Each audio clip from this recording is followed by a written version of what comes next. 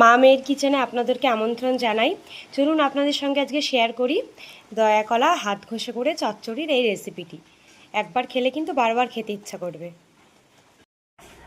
এখানে আমরা দয়াকলা নিয়ে নিয়েছি, দয়াকলা হাত ঘষে আমরা আজকে চচ্চড়ি বানাবো। সেজন্য পেঁয়াজ কেটে নিয়েছি, এবার দিয়ে দিচ্ছি লবণ। এইভাবে ভীষণ ভালো লাগে খেতে, একেবারে হাত ঘষা করে চড়িয়ে দিলে।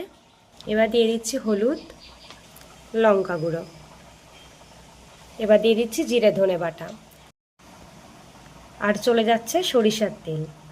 তো ভালো করে কলাটাকে আমরা মাখিয়ে নেব। এইভাবে রান্না করলে ভীষণ টেস্টি হয়।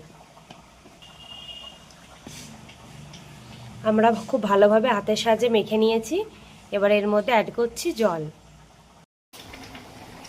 এবারে আমরা এর মধ্যে অ্যাড করে দিয়েছি জল। এবার ফোটার জন্য অপেক্ষা করব। আমাদের কলাটা ফুটে উঠেছে। আমাদের কলা চচ্চড়ি হয়ে গেছে, দেখুন কতটা মাখো মাখো হয়েছে। এবার আমরা নামিয়ে নেব। এইভাবে হাত ঘষা করে কলা চচ্চড়ি খেতে ভীষণ ভালো লাগে।